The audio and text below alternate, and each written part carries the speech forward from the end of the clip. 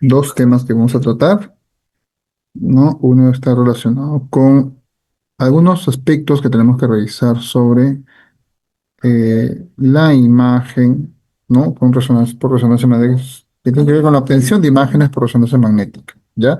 En realidad esto tiene que ver con los parámetros que nosotros colocamos, ¿no? Ya tenemos más o menos una idea de cómo es que se forma la imagen, ¿no? Sabemos que intervienen en la formación de la imagen.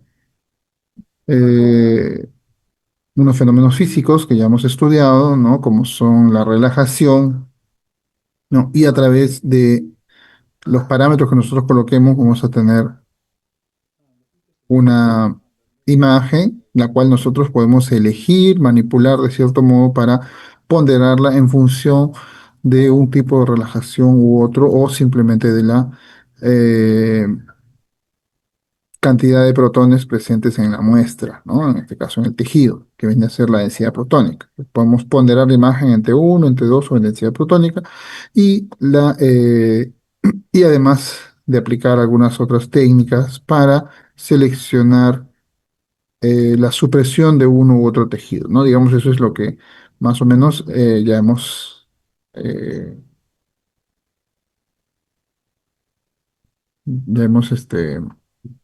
comprendido dentro del curso, ¿no? Como opciones viables, ¿no? En la imagen. Además también de la imagen eh, de, de los vasos por técnicas, secuencias específicas con técnicas para visualizar, ¿no? La vasculatura. Vamos a ver entonces algunos parámetros que tienen que ver con la obtención de imágenes. Entonces, la obtención de imágenes en resonancia magnética, ¿no?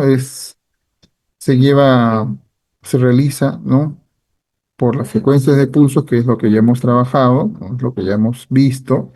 Intervienen muchos factores, ¿no? Hay muchos parámetros que pueden ser modificados, ¿no? Ya vamos a ir viendo en la práctica y cuando ustedes vayan también a las clases presenciales, ¿no? A partir de... Ya, ok, Giselita, gracias por ingresar, ¿no? Vamos a ir viendo que hay toda una serie de parámetros que podemos modificar. En realidad son muchos parámetros, ¿no? Por ejemplo, en radiología convencional, ¿qué parámetros pueden ustedes, con qué parámetros ustedes eh, pueden modificar o pueden elegir? A ver, ¿qué me dice a ver, de aquí de la lista de participantes? A ver, ¿algún voluntario? Ningún voluntario. Papito, ¿acabaste? Ya, entonces vamos a un voluntario elegido. A ver, ¿qué me dice Diego Acevedo? Hay varios Diegos. En radiología convencional, ¿qué parámetros puedes tú, por ejemplo, manipular o elegir para obtener una imagen? ¿En dónde? En radiología convencional, para una Ah, radiografía de lo más simple. el MAS, Ya, ¿qué más? kilovoltaje. Ujú. Acá creo que en resonancia se puede también cambiar el field of Pero ya view. le pasaste a Sí, pero en radiología convencional nomás, solamente en radiología convencional. Em, ¿Solamente esos dos parámetros podemos manejar en convencional? mm, paso para la construcción de base plano.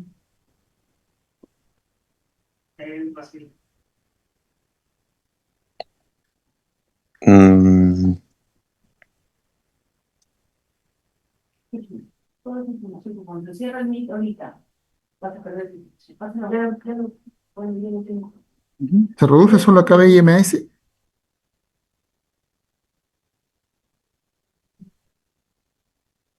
Y es cuando me lo mandaron. También el MA, licenciado. Pero Panda, te mandé por el chat Ya, pero la es parte del MS. Bueno, el MA. parte. Pueden también seleccionar el uso de filamento, fino o grueso, ¿cierto? Que tiene que ver con el MA, ¿no? Pueden también seleccionar la distancia. No es lo mismo tomar a 1 metro que a 1,5 metros, ¿no? O a 2 metros. Pueden también seleccionar eh, cómo ingresa el haz de radiación. ¿no? Si ingresa perpendicular o ingresa con alguna angulación. Además, pueden también ustedes seleccionar si van a usar o no rejilla antidifusora, si van a tomar la radiografía en contacto con el paciente, digamos, sin rejilla, o van a usar un mural, ¿no? Entonces, sí, también pueden seleccionar eso. Pero igual son factores, digamos, medianamente manejables, que son pocos, ¿no? Y en el postproceso de la imagen, además, ustedes ya actualmente en imagen digital pueden seleccionar también en el postproceso filtros, ¿no? Filtros de postproceso. No los filtros de TikTok ni nada de esas cosas, sino filtros de imagen médica, ¿no? Filtros que me pueden dar realce de borde o que me pueden suavizar la imagen, ¿no? Y que van a ser adecuados para, según el tipo de región anatómica que estoy radiografiando, para mejorar la visualización, ¿no? De las estructuras anatómicas, ¿no? Y evidenciar mejor si hay o no una patología. ¿Sí? ¿Ok? Entonces tenemos toda una serie de parámetros. En tomografía computarizada, ¿qué parámetros, por ejemplo, podemos elegir? A ver qué me dice David Varas. Rosa, Licenciado en tomografía. Así es en tomografía. Hay el espesor de corte, Ujú, el, también el KB, ujú. también el pitch, El pitch. ¿Qué más? am, también bueno, está bien, el agua, ¿no? mm, los protocolos de adquisición. Ya, pero los protocolos tienen justamente sus parámetros. ¿Qué parámetros? mm, En mm, tomografía ya hay un abanico un poco más grande, ¿no? Ya no se reduce solamente a KBMS. La distancia ahora, digamos, de cierto modo es fija, ¿no? Porque ya el tubo no lo podemos ni acercar ni alejar. Simplemente colocar al paciente en el centro del gantry, ¿no? La estructura que nos interesa, lo más centrado posible, ¿no? Pero tenemos también otros parámetros, ¿no? Acá sí tenemos algunos parámetros que sí van a ser similares a los que estamos en resonancia magnética. Podemos cambiar, por ejemplo, el campo de visión, ¿cierto? Podemos cambiar también el espesor de corte que me dijiste. Seleccionar el número de filas que vamos a usar de detector si es que el equipo es multicorte, ¿no? Ustedes ya son de una generación que solamente ha visto equipos multicorte, ya no han visto los monocorte, ¿no? Seleccionar también el KB, también lo mencionaron, el MS, ¿no? La matriz de adquisición también, ¿no? Que me va a determinar justamente el tamaño del píxel. El tiempo de rotación, ¿no? Bueno, y además ahora ya con los equipos actuales, bueno, y desde mucho antes también los filtros de adquisición, filtros de adquisición, si bueno, necesito y además la activación o no de algunas opciones que pueda tener el equipo de IA para la reconstrucción de imágenes, ¿no? Entonces ya son una mayor cantidad de parámetros. También si vamos a usar voz automática o no, eh, reconstrucciones automáticas que se va a hacer en el equipo, etcétera. ¿Ok? Pero ambos métodos, rayos X y tomografía, digamos, utilizamos radiación X para obtener las imágenes y por cierto modo los parámetros, ¿no? Van a determinar un tipo de imagen que depende de la atenuación de los tejidos. En resonancia magnética, en cambio, los parámetros que nosotros vamos a manipular, salvo los geométricos, ¿no? Y esto, que en los geométricos también hay algunas coincidencias, ¿no? Con tomografía, vamos a hacer protocolos que van a definir el contraste de la imagen. Incluso van a definir si yo voy a tener una imagen de buena calidad o no. Entonces, hay muchos parámetros que pueden ser modificados, una cantidad muy grande de parámetros, ¿no? Cuando se va a ejecutar un protocolo, y no es que uno solamente ponga el protocolo y ya solito se va a hacer toda la imagen, no, se tiene que estar adaptado a cada tipo de paciente, a cada tipo de región y a la patología incluso específica, ¿no? Entonces, son parámetros que vamos a seleccionar y que están dentro de la secuencia de pulsos, ¿no?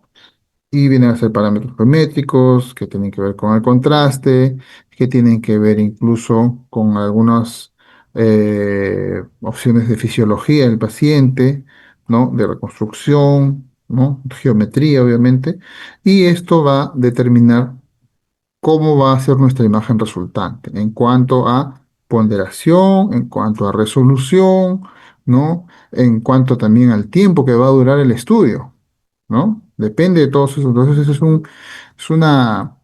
es un equilibrio el que hay que lograr, ¿no? Para que en un tiempo razonable se pueda obtener una imagen diagnóstica de buena calidad, ¿no? Y dentro del tiempo, y que nos permita demostrar, ¿no? Si hay o no una patología en la imagen que obtenemos, ¿ok? Entonces, dentro de los parámetros para resonancia, ¿qué parámetros creen ustedes que sean eh, importantes, ¿no? Que debamos conocer nosotros. A ver qué me dice,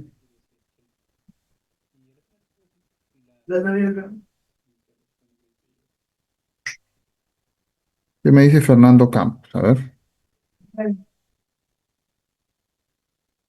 ¿qué parámetros crees que Sí, yo salgo.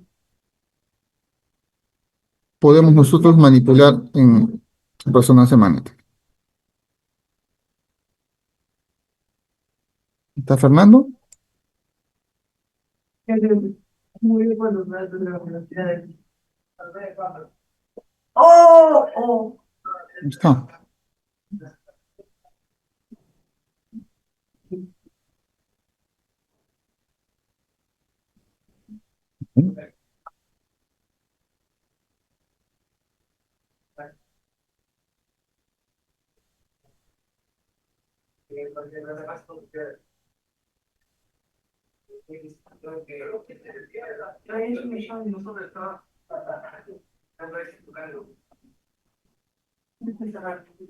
La lista de participantes.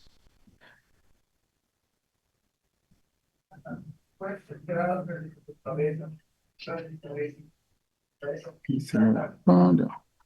Rembrandt. Ya, el tiempo de repetición y el tiempo de eco, ¿no? Puede ser una opción el tiempo de repetición, el tiempo de eco. Ya, es una de las opciones. Un segundito, chicos.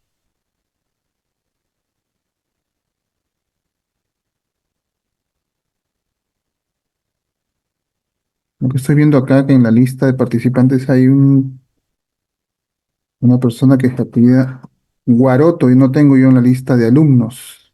¿Alguien le ha compartido el enlace o es autoridad de la universidad?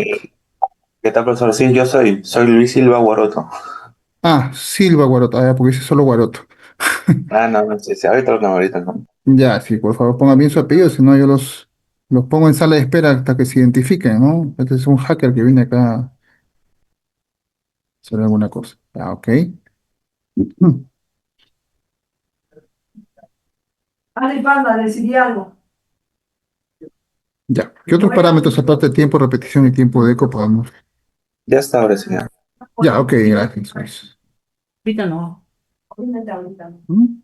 ¿Qué otro parámetro creen ustedes que pueda ser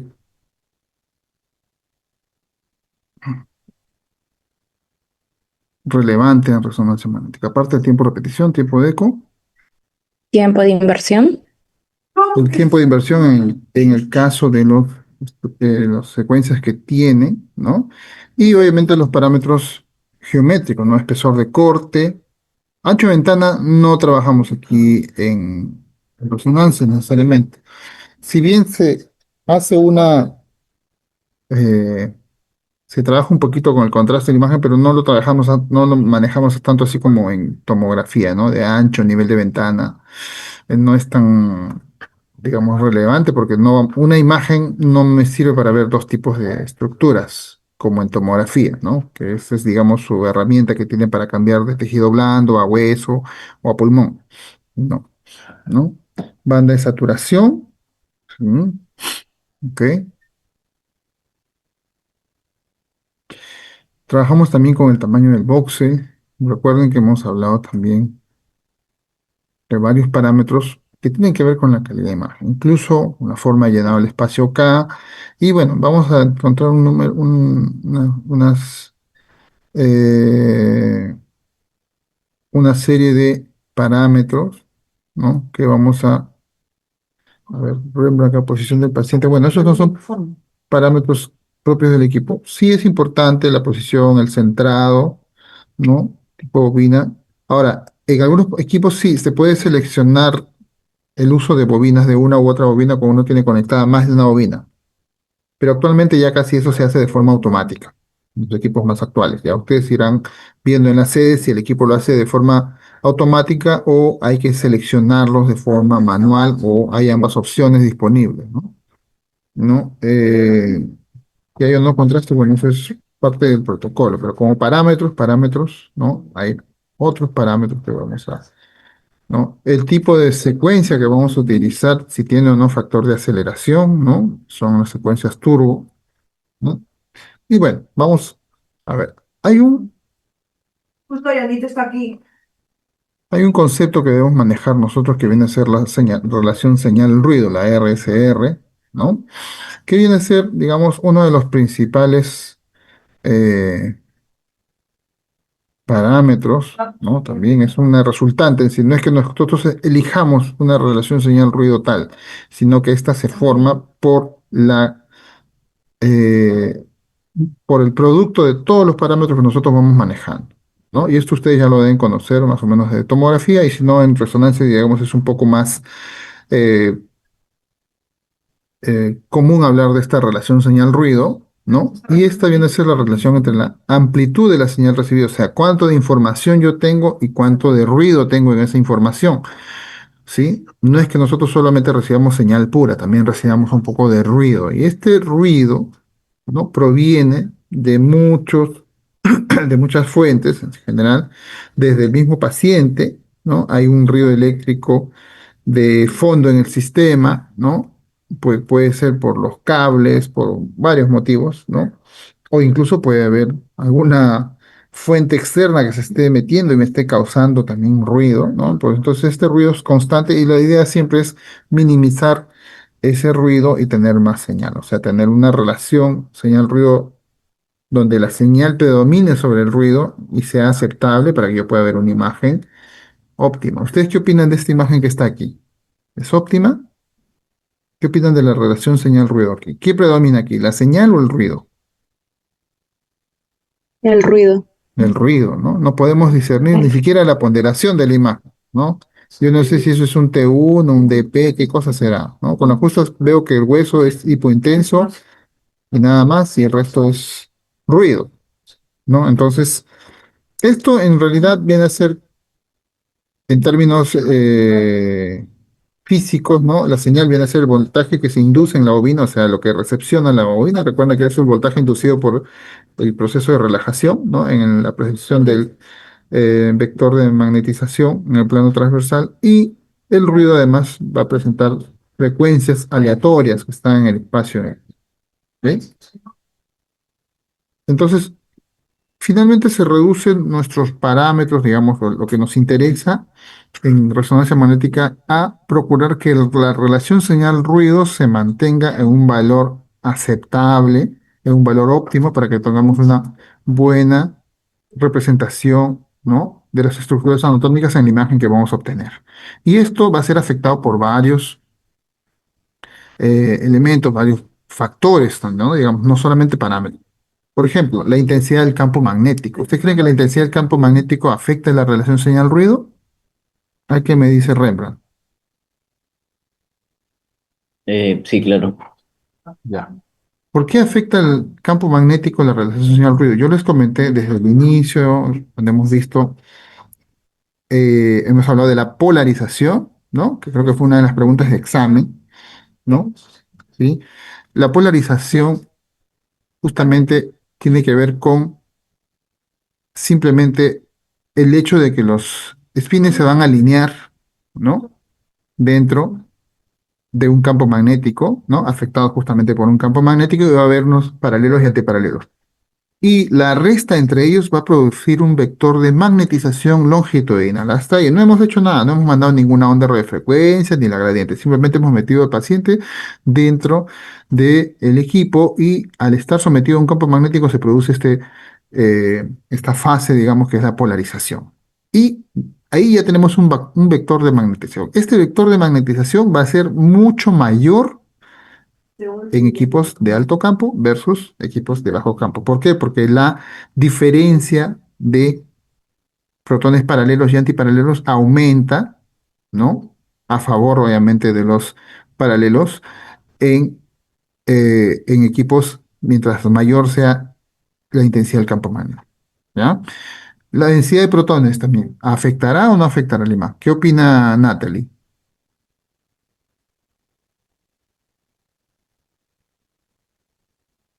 ¿Natalie está? Creo que hay una sola Natalie en toda la promoción, ¿o no? Natalie Gina. Profesor, sí se me escucha. Sí, sí te escucho, Natalie. Sí, ¿Qué dices de la densidad de protones? también Sería sí importante, afecta mucho ojo que no estamos la... hablando de la ponderación, sino de la cantidad de protones que hay en un área, ¿no? ¿Será lo mismo explorar un área con pocos protones que con muchos protones? Eso justamente ya hemos visto que hay estructuras que no tienen muchos protones, como el hueso, por ejemplo, ¿no? O las cavidades aéreas que no van a dar mucha señal porque justamente no hay protones, ¿no? Entonces me van a dar poca señal. El volumen del voxel, eso ustedes ya, perdón, ya lo habrán visto en incluso en tomografía, ¿no? ¿Qué me da una imagen con menos ruido? ¿Una imagen con voxel pequeño o con voxel grande? A ver qué me dice Diego Mendoza. Menos ruido me da el boxer pequeño. ¿Menos ruido con voxel pequeño o con voxel más grande? Eh, No, boxer la pequeño. opción es como eso de ahí, no había que meter Voxel pequeño. A ver opina lo mismo David. No, David creo que ya participó. No habló. Eh, Gisela. Lo que dice Gisela. ¿Qué me da más ruido? ¿Un voxel pequeño o un voxel grande? Un voxel pequeño nos daría más ruido. Un voxel Voxel pequeño grande, menos da ruido. menos ruido, así es.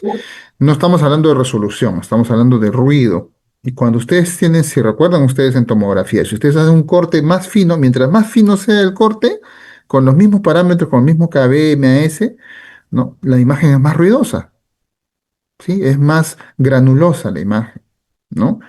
¿Qué tienen que hacer ustedes para que esa imagen de corte fino no sea granulosa? Tienen que aumentarle el KB, el MAS. ¿Y eso qué hace? Aumenta la señal, ¿no? Porque le están dando más fotones a los detectores, ¿no? Para que tengan más señal. Pero eso también aumenta la dosis en el paciente, ¿no? En el caso de la resonancia, obviamente no trabajamos con radiación ionizante, pero si nosotros aumentamos o disminuimos el tamaño de boxeo, también vamos a afectar el ruido, ¿no? Un voxel más pequeño me da una imagen más ruidosa, un voxel más grande me da una imagen menos ruidosa, ¿no? Aunque puedo perder resolución. Bueno, el tiempo de repetición, el tiempo de eco y el ángulo de inclinación ya hemos visto que son parámetros que nos van a determinar la ponderación de las imágenes, ¿no? Tanto en secuencias de spin eco como en secuencias de eco de gradiente. Otro parámetro es el número de excitaciones, que creo que yo ya les había mencionado, no sé si en teoría o en práctica, ¿no? Conocido como NEX, como NSA, como promedios, etcétera, que es el número de veces que uno lee la señal, ¿no? El número de veces que uno hace todo el proceso de secuencia, en realidad, de pulsos para leer una señal. El ancho de banda también tiene que ver, ¿no? La recepción de la señal y el tipo de bobina, ¿no? En lo cual ahora se está trabajando mucho en el tipo de bobina para mejorar también la señal, la relación señal-ruido, ¿ya? Entonces vamos a ir viendo uno por uno, ¿no? Entre la relación señal-ruido y el campo magnético, pues hay una relación directa, como ya hemos mencionado, ¿no? Y a mayor fuerza del campo magnético, mayor va a ser la brecha de energía entre los núcleos de alta y baja energía. Entonces, este es un equipo. ¿De cuántos teslajes piensan que es este equipo? A ver, 0.5. un poquito menos. A ver qué me dice eh, Irene.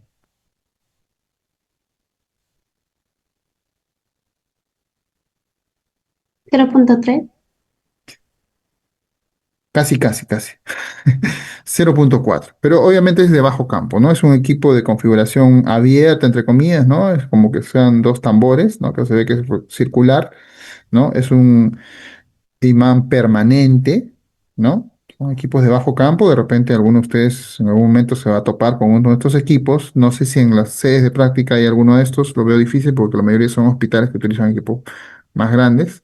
Pero estos equipos, por ejemplo, va a producir un campo magnético, ¿no? Bajo, ¿no? Entonces, la señal que se va a obtener de este tipo de equipo va a ser una señal baja. En cambio, este equipo de acá, ¿de cuánto teslaje creen que sea? 0.5 a 1. Ya, antiguamente habían equipos de 0.5 con configuración parecida a tipo túnel. Actualmente ya casi no se produce. Ha salido un nuevo equipo de 0.55, ¿ya? Es el más bajo que hay de tipo túnel. Pero actualmente los equipos tipo túnel ya son todos la mayoría, digamos, en todas las marcas, son de 1.5 a más.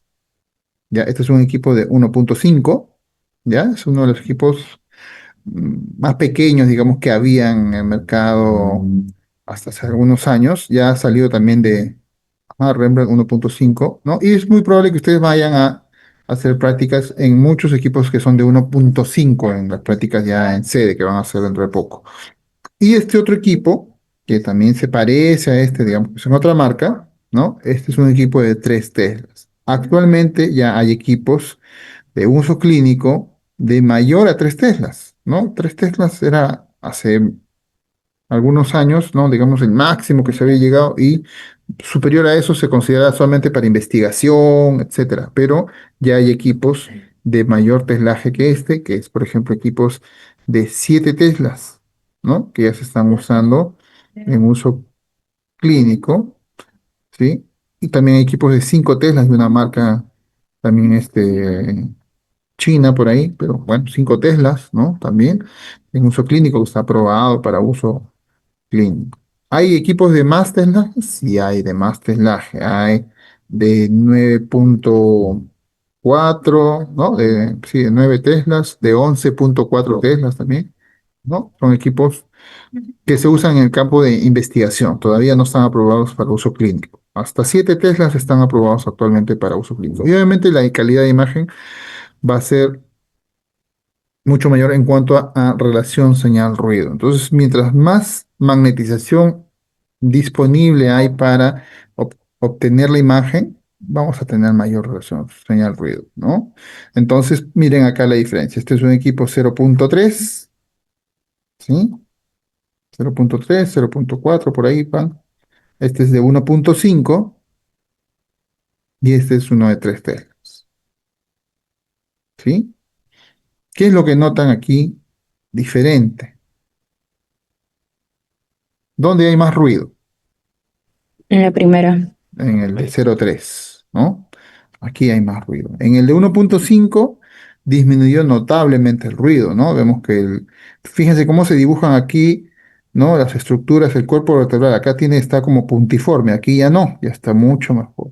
Pero ahora fíjense el de 3 Teslas, ¿no? Fíjense la diferenciación que hay, ¿no? En la imagen. Es un poco mejor que el de 1.5, sí, es un poco mejor, ¿no? Sí, nos damos cuenta. Ahora, ojo que algunas marcas también utilizan filtros de imagen, ¿no? Entonces puede que esta esté un poco suavizada, esta no tanto, ¿no? Y se ve tal cual como es las estructuras anatómicas, ¿no? Entonces vemos la diferencia en simplemente el campo magnético, ¿ok? Entonces, a mayor campo magnético, mayor señal, relación señal-ruido, ¿no? Menor campo magnético, ustedes van a tener una imagen como esta. ¿Es diagnóstica? Sí, sí es diagnóstica. Me permite ver, por ejemplo, acá que el disco está degenerado, ¿no? Me permite ver si es que hubiera alguna fractura, acá una reducción del espacio, también el disco deshidratado, ¿no? Sí, es diagnóstico de cierto modo, pero algunas patologías ya más finas no las voy a poder ver con este con esta resolución de imagen, ¿no? O algunas estructuras, algunas regiones anatómicas no van a ser tan viables o posibles incluso hacer en este equipo.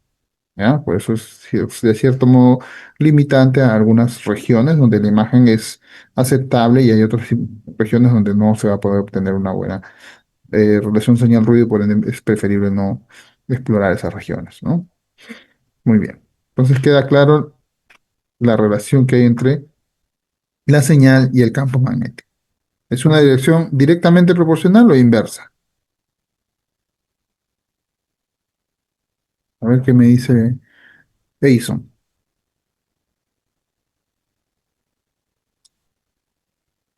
Sí, licenciado. Disculpe, ¿cómo dijo? ¿Qué relación hay entre la relación señal-ruido y el campo magnético? ¿Es una relación directa o inversa?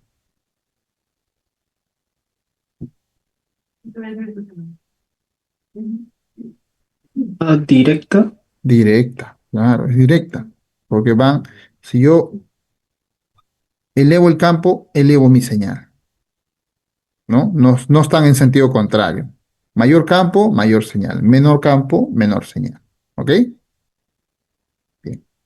El otro aspecto es el volumen del voxel, ¿no? O el tamaño del voxel. Acá hablamos de volumen porque hablamos en 3 dimensiones, ¿no? Entonces, el brillo o la intensidad de señal del píxel va a ser justamente generado por una unidad de volumen del paciente, que es el voxel, ¿no? En tomografía se habla mucho del píxel, también del voxel, pero más hablamos de píxel en tomografía, en resonancia hablamos ya del voxel, ¿no? Del volume element. Y este voxel es un volumen de tejido que tiene visto en 2D, 2 dimensiones, pero al multiplicarlo por el espesor de corte ya tenemos 3 dimensiones, ¿no? Y este voxel va a estar determinado por justamente el tamaño del píxel por el espesor de corte, que está aquí, ¿no? Este es el área del píxel, ¿sí? Y estos están determinados por, ya ustedes conocen esta fórmula, el píxel es el campo de visión dividido entre la matriz. Entonces, a medida que yo cambie el campo de visión o la matriz, voy a tener un voxel más pequeño o más grande. Si yo mantengo mi campo de visión y aumento mi matriz, por ejemplo, paso de una matriz de 256 a una de 512, voy a disminuir el tamaño del píxel, ¿no? El área del píxel. Manteniendo el mismo grosor de corte, voy a disminuir mi señal. Pero si yo más bien disminuyo la matriz, voy a aumentar el tamaño del área del píxel y por ende aumentar el tamaño, el área del voxel, ¿no? El volumen del voxel. Entonces, aquí tenemos, por ejemplo, esto cómo repercute, por qué tenemos más o menos señal, ¿no? Acá hablamos en términos de señal y eso también ocurre en tomografía. En un voxel pequeño tenemos una cantidad de espines, piénsenlo así, ¿no? Como una cantidad de espines, ¿sí? Mientras que en un voxel más grande tengo más espines. Y si tengo más espines, tengo más o menos señal. ¿Qué piensan ustedes? Imaginarle. A ver qué me dice Angie. ¿Dónde tengo más señal? ¿En este voxel pequeño o en este voxel grande? En el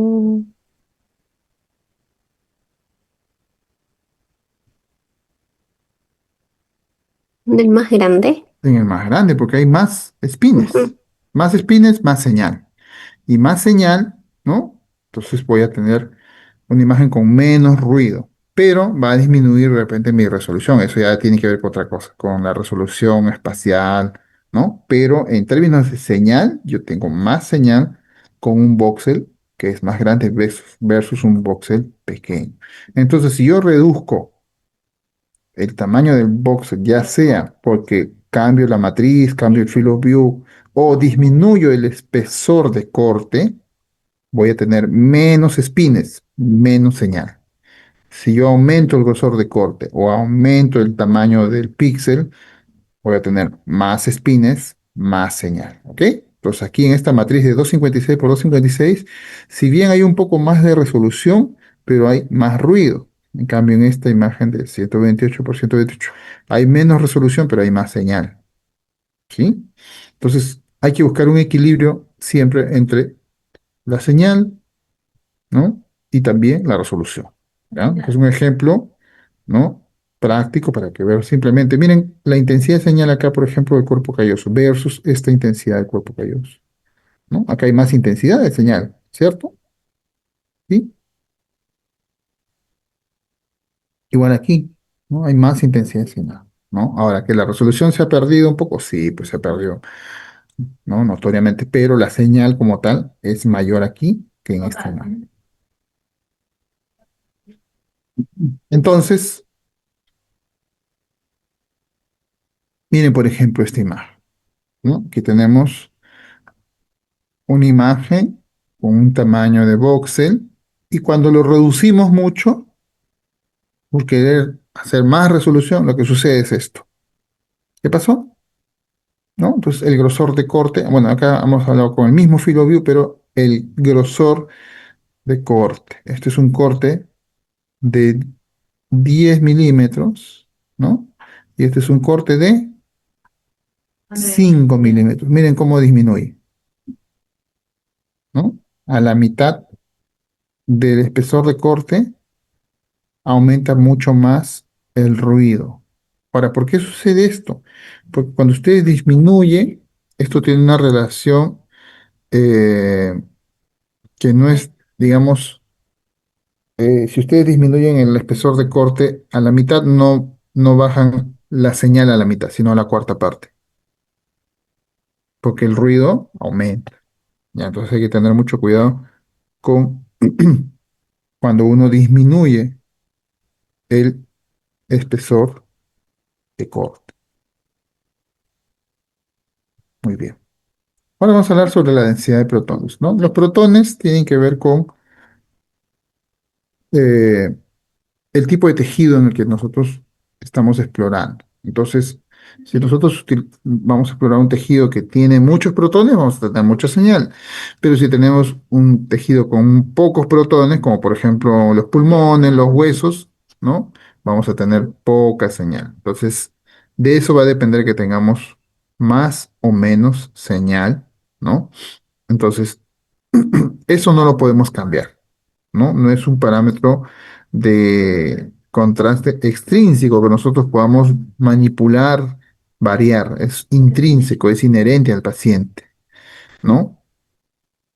Entonces, cuando tomamos, adquirimos imágenes, exploramos regiones que tienen esta densidad baja, ¿no? Entonces, debemos procurar de ajustar los parámetros para compensar esa poca densidad de los protones, ¿no? Y obtener una mayor relación señal-ruido, ¿no? Para compensar justamente esta falta de densidad de protones, ¿no? Entonces, donde hay altas concentraciones de protones, no es necesario hacer mucho cambio de parámetros, salvo que estemos utilizando un espesor de corte muy pequeño, etcétera, ¿no? Pero por lo general exploramos con parámetros ajustados según la región.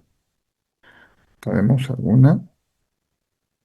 El equilibrio entre entre los A ver, compuestos y los el voxel es proporcional a la cantidad de protones. A ver, pero no es el tamaño, no entiendo mucho esta pregunta. El voxel que tiene que ver con la... A ver, esa es de la pregunta anterior. Si tenemos un voxel pequeño, tenemos poca señal. Si tenemos un voxel grande, tenemos más señal. ¿Ya? Entonces la señal es proporcional al tamaño del voxel. Más señal, voxel más grande. Menos señal, voxel más pequeño. ¿Ya? El tamaño de la estructura, tiene que ver con el campo de visión, etcétera, pero eso no me va a dar. Yo puedo tener un campo de visión grande, pero si uso voxeles pequeñitos, como acá, ¿no? no teníamos las cantidades, ¿no? O voxeles, claro, acá el voxel ha disminuido pues a la mitad porque el espesor, el voxel, recuerden, no solamente es el tamaño del píxel, sino también multiplicado por el espesor. Y acá lo que ha bajado es el espesor. Entonces, campo de visión es el mismo, ¿no? Pero el que ha disminuido acá es el voxel. ¿Ya? Tiene que ver con la intensidad de señal según el tamaño del voxel que utiliza. Y aquí estamos hablando sobre la densidad. Entonces, hay tejidos que van a entregarme más señal, hay tejidos que van a entregarme menos señal porque tienen menos protones. ¿Ya? Ok. Otro aspecto es el tiempo de repetición, el tiempo de eco y el ángulo de inclinación. Esto tiene que ver con la ponderación de la imagen, pero también con la señal, ¿no? El TR nos va a controlar la cantidad de magnetización longitudinal que podemos recuperar antes del siguiente pulso de excitación en secuencias spin-echo. Entonces, un TR largo permite una recuperación completa de la magnetización, ¿no? Para que haya más magnetización en la siguiente repetición, mientras que un TR corto no permite una recuperación completa. Es ahí que se utiliza mucho para ponderar entre uno. Pero cuando este es muy corto, no vamos a tener magnetización disponible. ¿Se acuerdan lo que pasaba en lo que estuvieron conmigo en la clase de angio, de práctica, ¿no? Que vimos un video que justamente explicaba un poco más detalladamente que se utilizan TRs cortos y esto no permite que el tejido se recupere. Entonces hay como una saturación parcial, que es lo que estamos viendo aquí, ¿no? Y más bien ajustando esos parámetros a un punto tal que coincide con el tiempo, ¿no? En el cual la sangre está circulando, se obtiene que la sangre tenga señal, ¿no? Entonces, algo parecido es cuando tenemos un TR corto que no permite esa recuperación completa, entonces hay menos magnetización disponible. Entonces, por eso que las ponderaciones en T1 utilizan un TR corto, pero no puede ser muy corto. O sea, no puede decir, ya, yo voy a ponderar con 100 milisegundos. No, no es viable. Eso ya me va a dejar muy poca señal. Solamente la grasa vemos, o sea, es como un T1 duro, por así decirlo, ¿no? Porque solo la grasa tiene señal, el resto no, ¿no? Ajusté tanto que solo la grasa, ¿no? Los tejidos totalmente grasos, ¿no? Como el celular subcutáneo, acá la grasa que hay en el clivus, ¿no?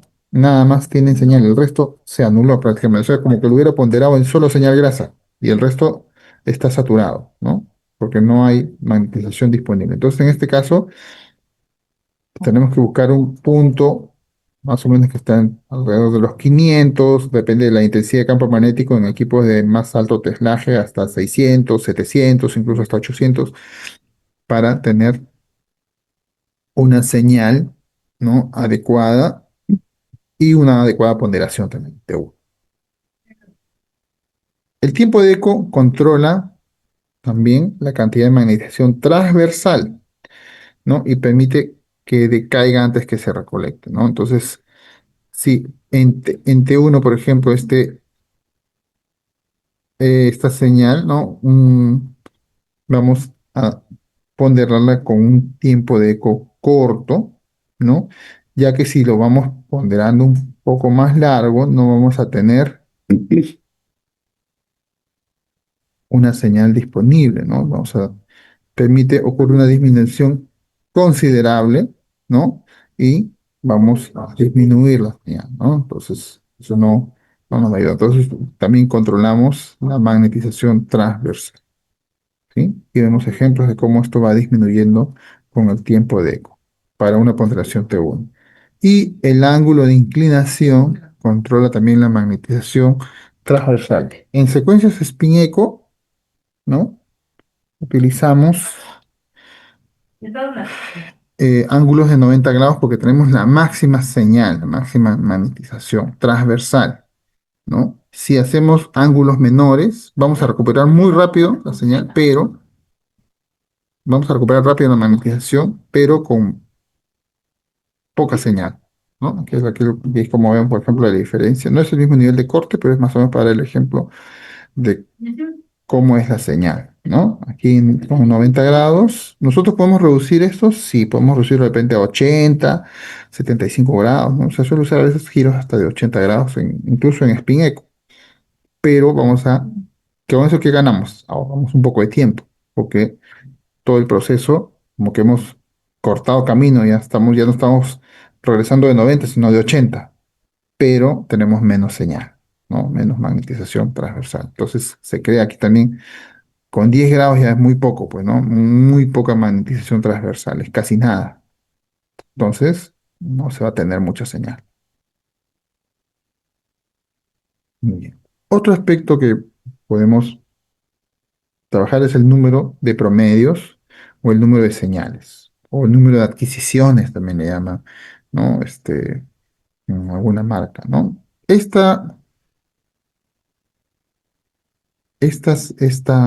Ok, Rembrandt. Este parámetro es un parámetro que nosotros podemos manejar dentro del equipo, que viene a ser, tiene estos nombres, ¿no? Y en realidad es como decirle al equipo cuántas veces quiere que leamos la señal, cuántas veces vamos a aplicar toda esta secuencia de pulsos, en otras palabras, ¿no? Entonces, esto va a ser el número de veces que se recopilan los datos con la misma amplitud, ¿no? Dependiente de codificación, de fase, ¿sí? O sea, prácticamente vamos a llenar el espacio K una vez, o dos veces, o tres veces, ¿no? ¿Sí? Y controla la cantidad de datos que vamos a llenar justamente en este espacio K. Si duplicamos este next o NSA, ¿no? Va a duplicar la cantidad de datos que se almacenan en cada línea del espacio K. Si en cambio dividimos, reduce a la mitad los datos que se almacenan.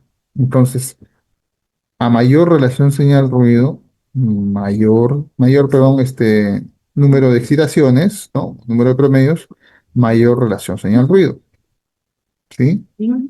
Aquí, por ejemplo, tenemos una imagen con un X de 1 y aquí con un X de 4, ¿no? ¿Sí? Pues tenemos mucho más señal, ¿sí? Next 1, Next 4, ¿sí?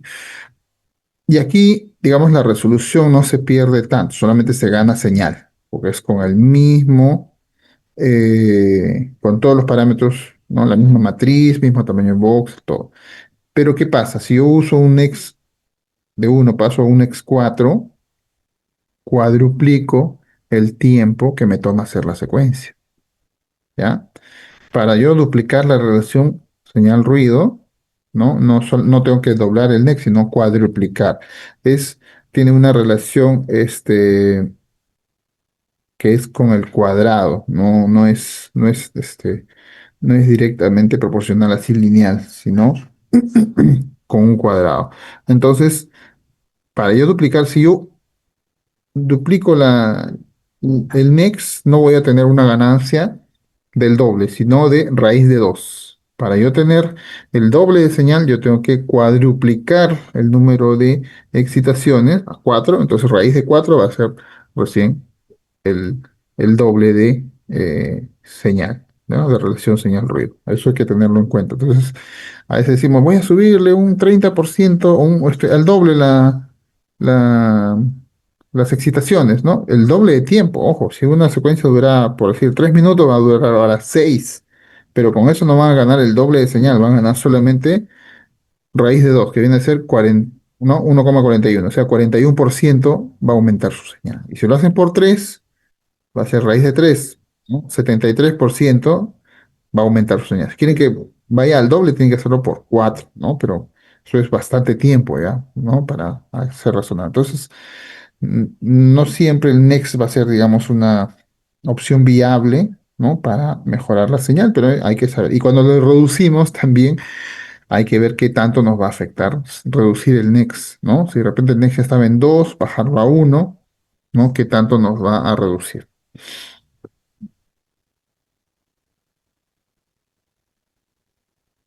Mira, otro aspecto viene a ser el ancho de banda receptora. Eso tiene que ver con la recepción de la señal. ¿Quién se encarga de la recepción de la señal? La antena, ¿no? Entonces, en la antena vamos a recibir las señales que vienen del equipo y esta va a ser codificado en un rango de frecuencias, ¿no? Que se muestran durante la aplicación del gradiente de lectura. O sea, cuando hacemos ya el último gradiente de lectura ¿no? O de frecuencia también se le llama. Estas frecuencias van a ser detectadas por una antena que va a tener un ancho de banda de recepción. Si nosotros reducimos este ancho de banda, vamos a tener menos ruido. Fíjate, si el ancho de banda es más alto, el ancho de banda es mayor, tenemos más ruido. Pero si reducimos ese ancho de banda, tenemos un poco menos de ruido, ¿sí? Entonces se filtran esas frecuencias de ruido y vamos a tener un poco más de menos ruido, ¿no? En la señal.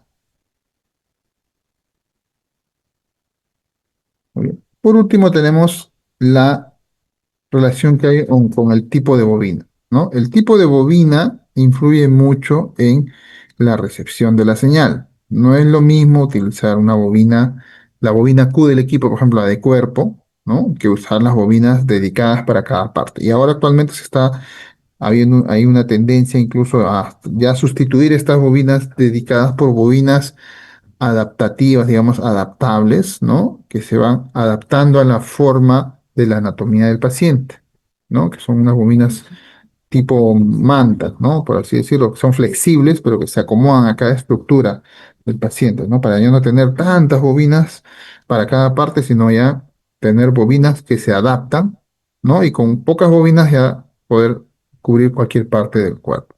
Entonces, pero digamos, de lo que van a ver ustedes todavía en los equipos son bobinas dedicadas posiblemente en cada equipo, ¿no? También van a encontrar bobinas flexibles, ¿no? O de superficie. Y dependiendo la zona que se va a explorar, hay una bobina específica para cada zona.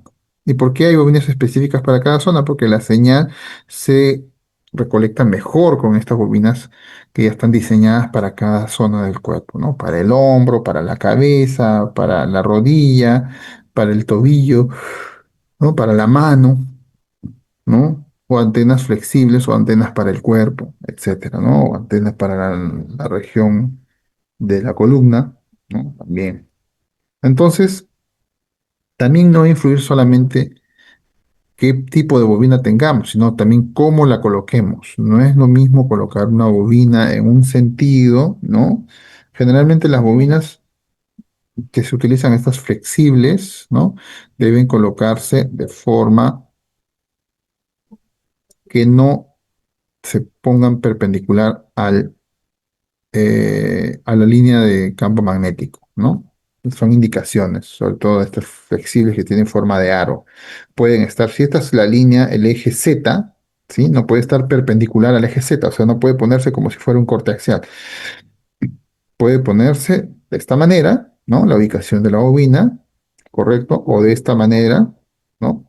Pero nunca de esta manera o así inclinada, de modo que también ve en parte este, porque vamos a tener un- una mala señal también por la forma de cómo se coloca la bobina. Esto ya es un tema de diseño ya de las bobinas y que indican cómo colocarla, ¿no? En general, por regla general, se sabe que las bobinas no se pueden colocar en sentido perpendicular al eje del campo magnético, en este caso al eje Z, ¿no? ¿Sí? Entonces, recordar eso. De esta manera vamos a tener una señal muy pésima, prácticamente sin señal. Y si lo colocan también inclinada, va a tener una señal baja. Lo ideal para tener una buena señal es que esté paralelo a las líneas del campo magnético, ya sea así o así. Entonces, todos estos parámetros nos van a dar, como les dije, un tiempo de adquisición. Entonces, depende de nosotros, ¿no? Del manejo de estos parámetros para que el tiempo de adquisición sea un tiempo razonable en el que va a durar una secuencia de pulsos para obtener una serie de imágenes, ya sea ponderante uno, ante 2, densidad protónica, etcétera, y que este tiempo de adquisición va a depender del tiempo de repetición, del número de pasos de codificación de fase, ¿no? Determina a través de la matriz. ¿Sí?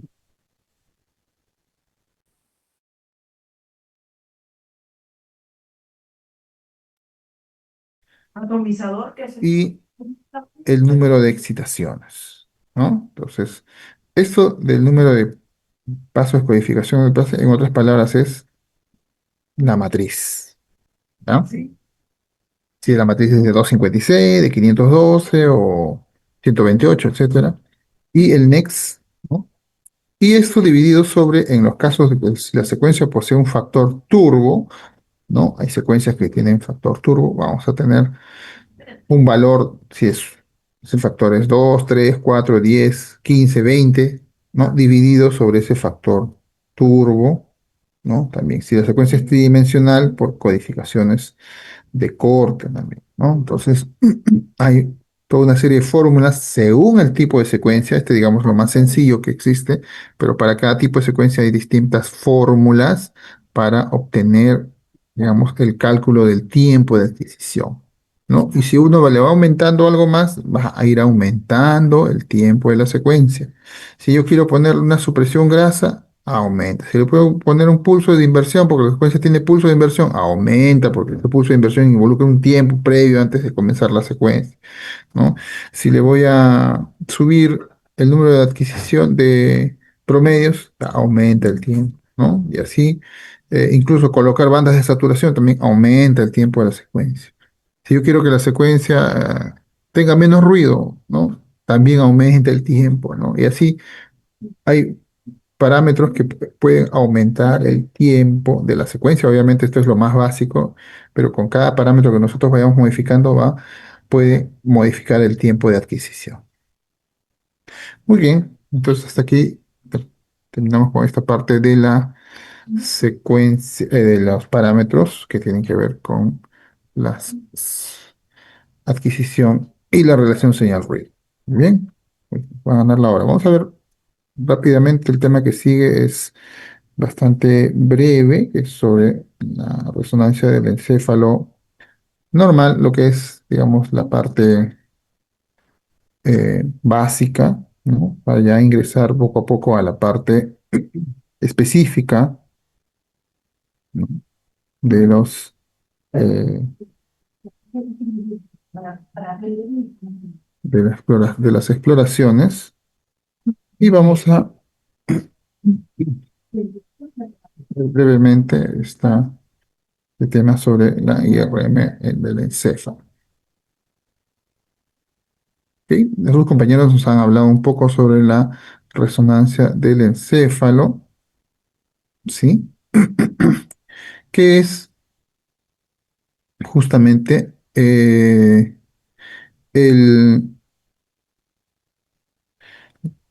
en pacientes pediátricos, ¿no? Que es lo que han hablado su compañero. Vamos a ver cómo es un poco sobre algunas nociones de IRM del encéfalo en el paciente adulto, ¿no? Que esto no es específicamente de...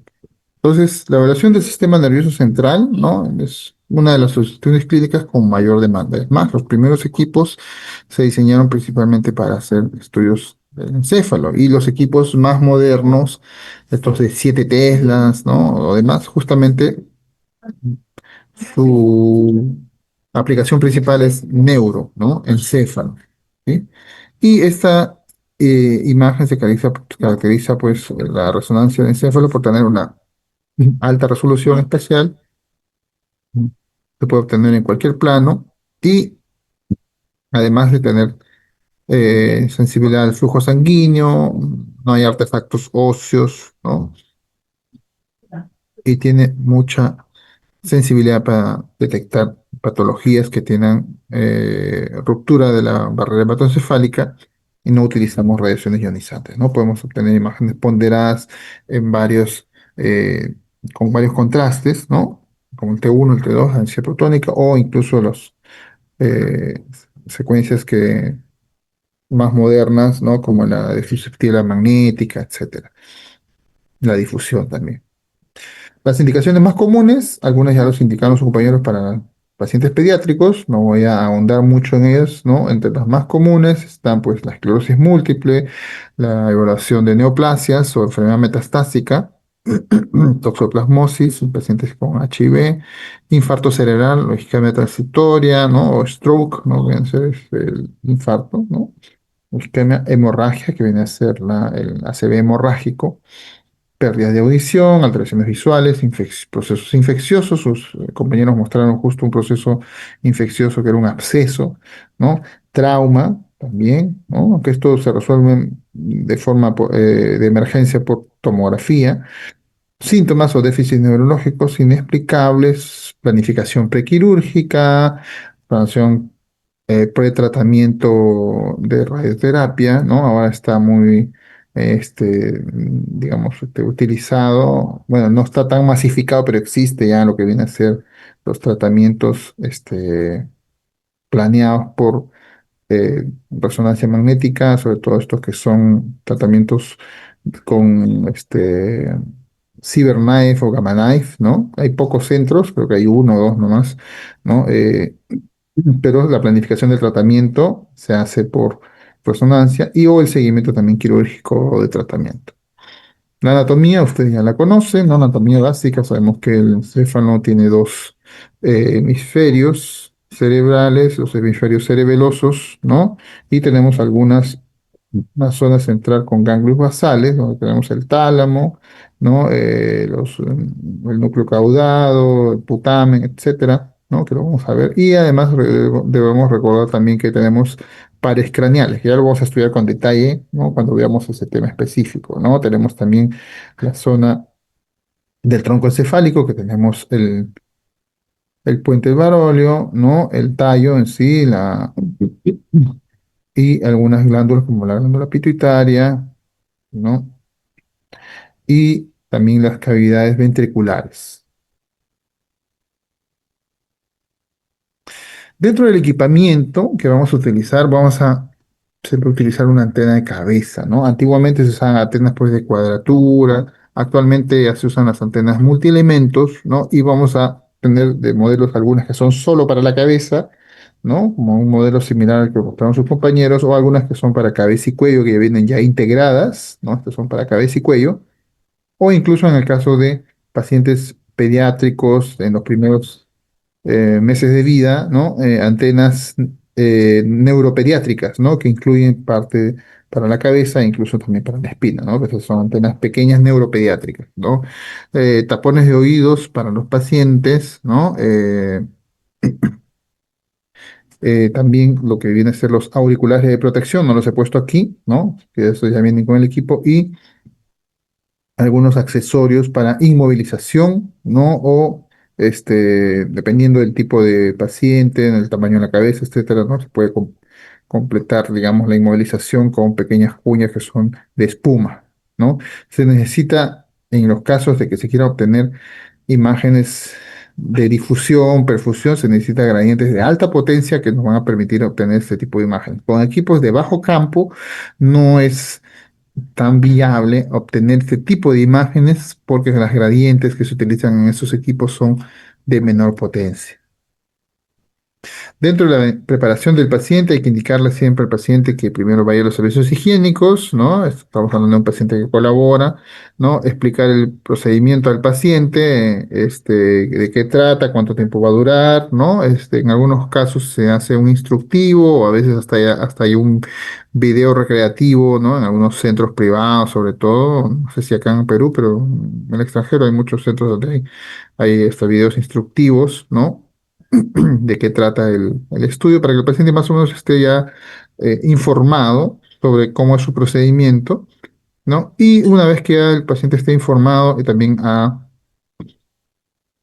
eh, ha llenado una ficha de consentimiento informado sobre el estudio para asegurarnos que no tenga ningún objeto contraindicado, ¿no? O incompatible con el entorno de resonancia magnética, hay que indicarle que retire todos sus objetos metálicos o electrónicos del cuerpo, ¿no? Prótesis, gancho de cabello, sobre todo lo que esté en todo el cuerpo, y asegurarnos que en la región del cuello y cabeza no haya ningún objeto metálico que pase inadvertido, ¿no? Como brackets, por ejemplo, piercings, ¿no? Hay pacientes que vienen con piercings en la cavidad bucal, piercings en parte del rostro, ¿no? O en los pabellones auriculares, o que tengan algún implante, ¿no? En caso necesario, se coloca una vía intravenosa con anticipación previa al estudio, no durante el estudio, sino previo, ¿no? Y luego ya pasamos al posicionamiento. El posicionamiento va a ser con el paciente de decúbito supino, con la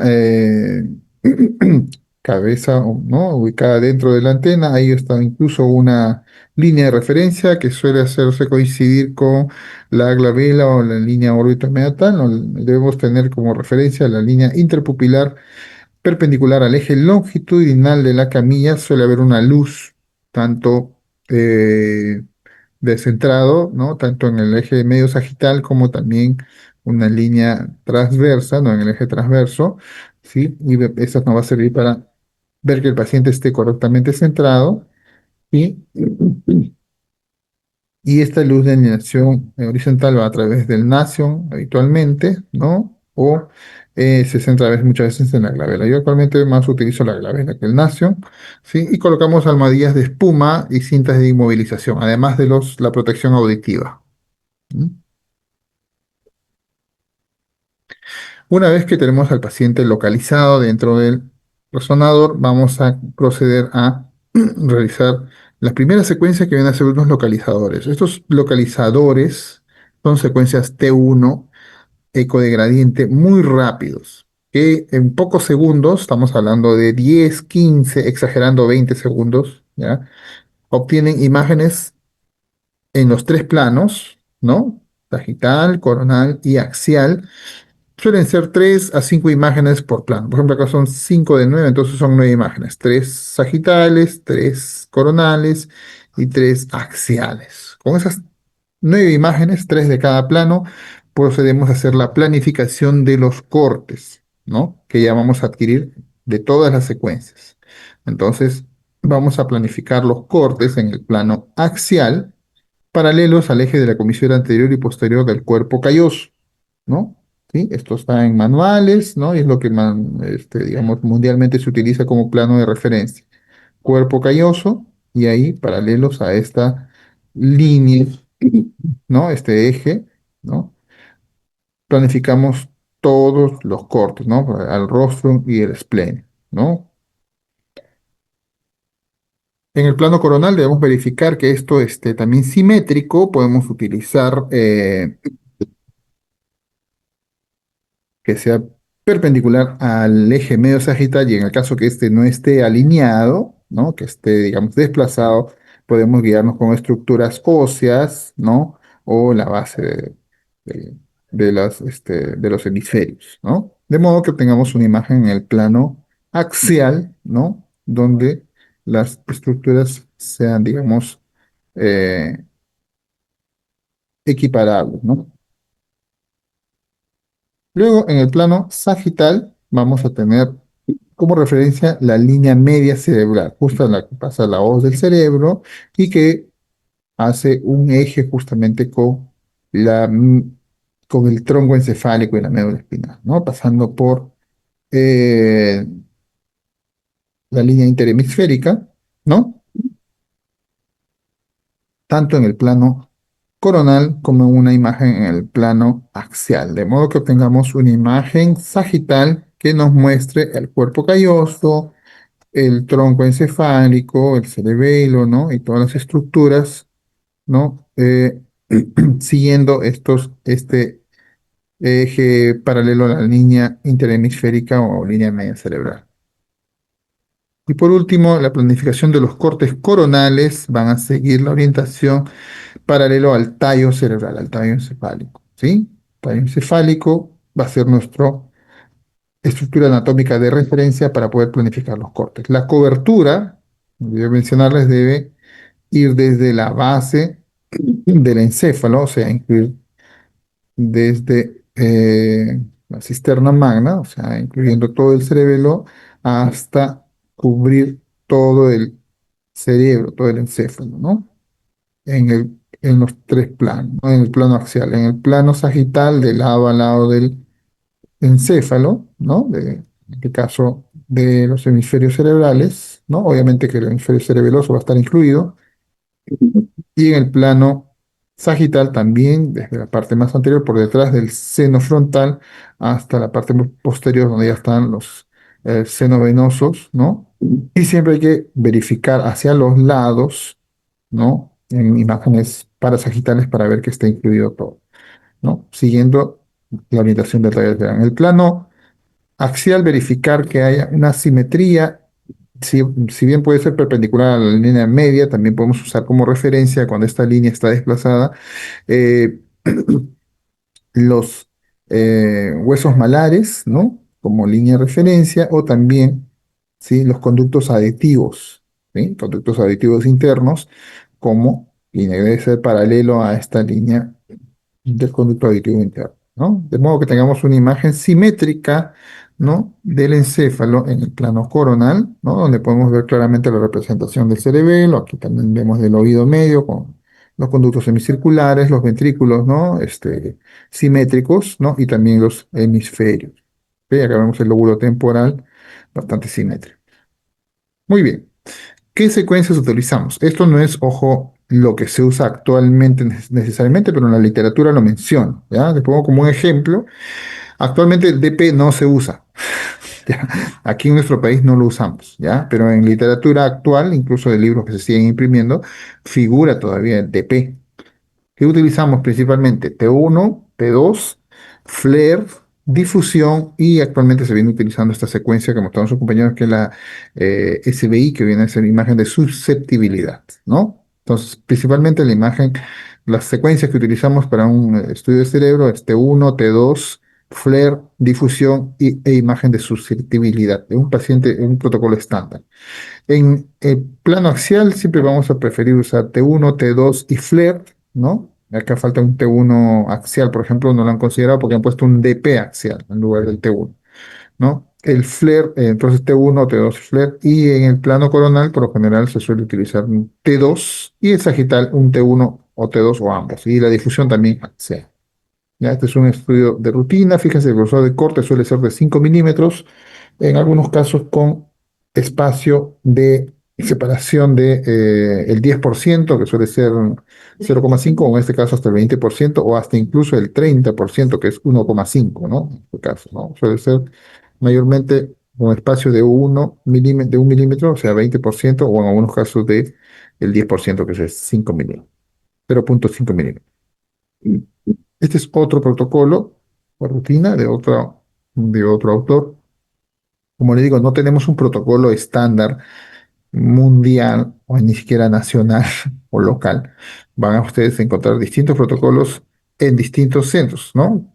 Entonces, en base a lo que ustedes encuentran en sus sedes, van a poder colocar esa información para sus productos finales, ¿ya? Entonces, desde ahora les digo, cuando ya vayan yendo a las sedes, vean los protocolos que utilizan en cada sede. El de rutina nomás, ¿no? Si hacen como 10 protocolos, por ejemplo, no van a poner los 10, ¿no? Pongan el de rutina, nada más. Por ejemplo, en neurológicas tienen un montón de protocolos para cerebro, pero ¿cuál es el de rutina básico? Ah, ya, este. Y de repente por ahí con contraste y por de repente algún caso específico, de repente pediátrico o de algún tipo de enfermedad más común, ¿no? Entonces, tenemos este protocolo de rutina, ¿no? De otro autor, ¿no? Literatura inglesa, donde colocan, pues, axial T2, axial flare, acá ya desapareció el densidad protónica, ¿no? Son solamente 5 secuencias precontraste y 3 secuencias post inyección de contraste, que son los 3 T1s, ¿no? En los 3 planos. Aquí hay T2 y flare T1, T2 y flare en axial, lo que yo les había dicho, un sagital T1 y un coronal T2. No han incluido acá, por ejemplo, difusión ni imagen de susceptibilidad, la SBI, ¿no? Y de repente no lo consideran como algún adicional, pero en los protocolos, digamos, eh, estándar, aquí en nuestro medio se suele utilizar. Además de esto, incluir difusión, que toma solo un minuto o menos, ¿no? Y el SBI que puede durar 3 minutos o mucho, ¿no? No es tampoco agregar mucho tiempo al protocolo, ¿no? Pues este es un protocolo este, propuesto, ¿no? Digamos, en literatura inglesa. Esta es más o menos la información de estos cortes que se utilizan. Acá hablan de los tiempos de eco, ¿no? Para el T2, para el flare, ¿no? Hay un poco de información sobre los parámetros, ¿no? Fíjense la cantidad de parámetros, incluso ponen los NEX, la matriz, ¿no? El campo de visión suele ser de acá de 24, 22, esto está en centímetros por si acaso, y el grosor de corte, acá ellos utilizan cortes bastante gruesos y distintos grosores de corte, ¿no? 5.5, 5, 4 en este caso, ¿no? Y gaps de 1.5 o hasta 1, incluso en este de 4, ¿no? Bien. Si se va a utilizar secuencias angiográficas, como por ejemplo la angio TOFS, se suele utilizar más o menos esta área de exploración, ¿no? ¿Sí? Con una banda de saturación por encima de esta área, ¿sí? Que nos va a dar la representación sobre todo de polígono de Willis, ¿no? Y algunos vasos que están hasta por encima del cuerpo calloso, ¿no? Este más o menos incluyendo la arteria basilar y de repente la unión de las vertebrales, ¿no? Entonces, este suele ser más o menos la planificación en volumen para la angio 3D por tiempo de vuelo, ¿no? Recuerden que son cortes axiales, ¿sí? Que nos van a dar luego una representación, un volumen de cortes que se podemos reconstruir, ¿no? Para obtener la imagen angiográfica. Muy bien, un poquito de anatomía para recordar. Esto ustedes lo pueden revisar tranquilamente, ¿no? Solamente para recordarles un poquito que por resonancia magnética, incluso estas imágenes son de no tan alta resolución como las que se ven ahora, pero la resolución de contraste de la resonancia magnética permite diferenciar fácilmente todas las estructuras, ¿no? Entonces aquí tenemos, por ejemplo, los lóbulos temporal, los lóbulos cerebelosos, ¿no? La protuberancia o puente, el cuarto ventrículo, ¿no? Esta es imagen ponderante uno, por eso vemos el líquido con hiposeñal, aquí también los globos oculares con hiposeñal, y vemos el lóbulo frontal, vemos aquí parte de los pedúnculos cerebrales, ¿no? También aquí la zona del hipocampo, que ese no es el corte más apropiado, es un poquito más bajo, me gustaría a mí para el hipocampo, ¿no? Aparte que hay cortes específicos para hipocampo, acá vemos parte del vermis cerebeloso, ¿no? Y aquí tenemos parte de, bueno, acá no se ve tanto los pedúnculos cerebrales, tenemos acá posiblemente la presencia de los núcleos, núcleo rojo, vamos a ver otro corte donde se vea mejor, ¿no? Y aquí tenemos la lámina cuadrigémina en esta parte posterior, ¿no? Y los cuerpos mamilares, así como también las cintillas ópticas en esta zona de aquí, ¿no? Y esta es la zona que está por encima de la silla turca, ¿no? Descrita como la cisterna supracelular que se ve acá con hipointensidad, ¿no? Ya que contiene líquido. Recuerden que hay muchas cisternas, ¿no? De líquido cefalorraquídeo. Este es un corte a nivel de ganglios basales, ¿no? Donde vamos a ver el tálamo, la cabeza del núcleo caudado, ¿no? Tenemos aquí la zona del núcleo lenticular, ¿no? La cápsula externa, el putamen, ¿no? Sí. Tenemos aquí también los ventrículos, hasta posterior, hasta anterior, ¿no? Acá tenemos parte ya del lóbulo occipital, acá tenemos la cisura interhemisférica, ¿no? Donde va a estar la hoz de cerebro, no nos da señal porque es frente uno y es además meninge, ¿no? Aquí también parte de la hoja del cerebro, en la fisura interhemisférica, parte del lóbulo, ya acá estamos lóbulo frontal, ¿no? Y acá estamos ya en lóbulo parietal, ¿no? Aquí en un corte coronal, ¿no? También primeramente uno, con técnica de IR, ya después vamos a hablar sobre eso. Tenemos aquí parte del lóbulo temporal, ¿no? Acá también tenemos el tálamo nuevamente. ¿Sí? Acá tenemos el lóbulo de la ínsula, ¿sí? Aquí tenemos su interhemisférica, parte del lóbulo parietal, el centro semioval, desde aquí, plexos coroideos dentro de ventrículos laterales, y aquí tenemos el cerebelo, ¿no? Que se ve bastante bien representado, ¿no? Acá tenemos esta línea aquí, viene a ser justamente la tienda del cerebelo, ¿no? Aquí también se ve esta línea que viene a ser la tienda del cerebelo. Otro corte coronal donde vemos un poquito, vemos parte de los ventrículos laterales. También acá vemos núcleo lenticular, justamente, ¿no? Acá sí vemos la zona de la circunvolución del hipocampo, ¿sí? Lóbulo temporal, lóbulo de la ínsula a este nivel, cisura de Silvio. Recuerden que por dentro de la cisura de Silvio tenemos el lóbulo de la ínsula, ¿sí?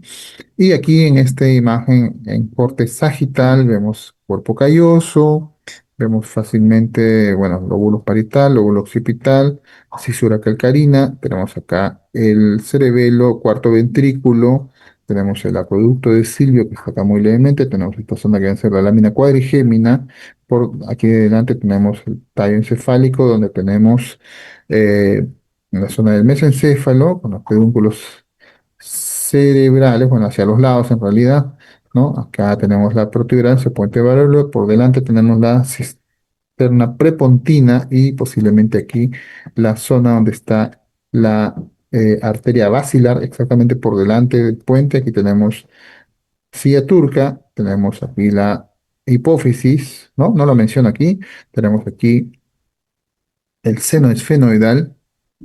Sí, y por aquí tenemos el tallo hipofisiario y la zona del quiasma óptico que está acá muy pequeñita, el número ahí no deja verlo, ¿no? Sí, aquí tenemos un par de los cuerpos mamilares y aquí por detrás la cisterna cuadrigémina con la lámina cuadrigémina, ¿no? Sí, aquí tenemos la cisterna magna, ¿sí? Aquí el lóbulo occipital, que creo que ya lo había mencionado. Y bueno, aquí ya tenemos la médula espinal. Como esto está empoderado entre uno, vemos todo lo que ven en hiposeñal, aparte de ser aire, como aquí en seno frontal y seno esfenoidal, también tenemos líquido, ¿no? Cisterna supracelular, cisterna prepontina, ¿no? El cuarto ventrículo. Y dentro de lo que es la imagen angiográfica, ¿no? Esta imagen fácilmente reconocible que es una técnica por tiempo de vuelo, ya que tenemos presencia de tejido estacionario, ¿no? Y a pesar que es un MIP, ¿no? Vemos todavía el tejido estacionario y esta ya una reconstrucción 3D, una reconstrucción volumétrica, ¿no? Podemos reconocer fácilmente las diferentes arterias, ¿no? Las diferentes que forman el polígono de Willis. Tenemos en la parte anterior, una A anterior, ¿no? Las cerebrales anteriores, ¿no? Tenemos aquí una puente de comunicación entre ellas que vendría a ser la comunicante anterior, que está muy pequeñito. Tenemos aquí las carótidas, ¿no? Que alimentan todo este polígono y de donde van a salir las cerebrales medias, ¿sí? Cerebrales medias, aquí las cerebrales anteriores. Y hacia la parte posterior tenemos las cerebrales posteriores, que son más finitas aquí, porque vienen de la arteria basilar, que se divide en dos cerebrales posteriores y que se comunican con la cerebral media a través de bueno, con las carótidas a través de las arterias comunicantes posteriores. De aquí son las comunicantes posteriores, ¿no? Entonces, la arteria cerebral media sylviana, comunicantes posteriores, cerebrales anteriores y el cerebral comunicante anterior. Muy bien, entonces, pues en resumen, lo que vamos a encontrar nosotros en las imágenes del encéfalo, no les pongo las imágenes angiográficas venosas, ¿no? Que ya poco a poco las iremos visualizando en la práctica. Muy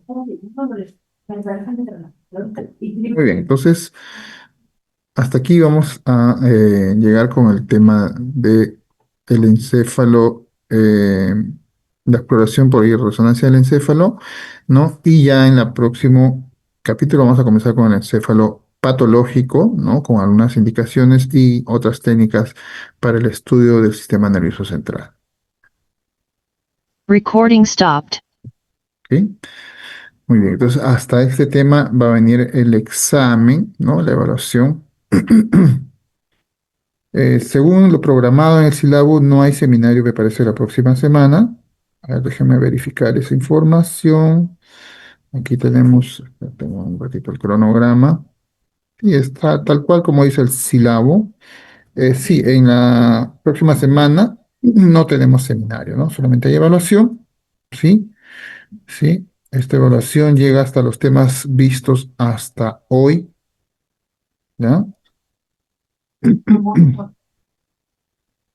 Que ya todos han tenido las clases tanto de teoría como de práctica, ¿no? ¿Sí? Y hasta lo visto esta semana viene el examen también de práctica, ¿ok? Muy bien, jóvenes, entonces vamos a dar por concluida la sesión de hoy, Profesor, ¿sí? disculpe. El examen práctico, ¿cómo va a ser en esta Eh, oportunidad?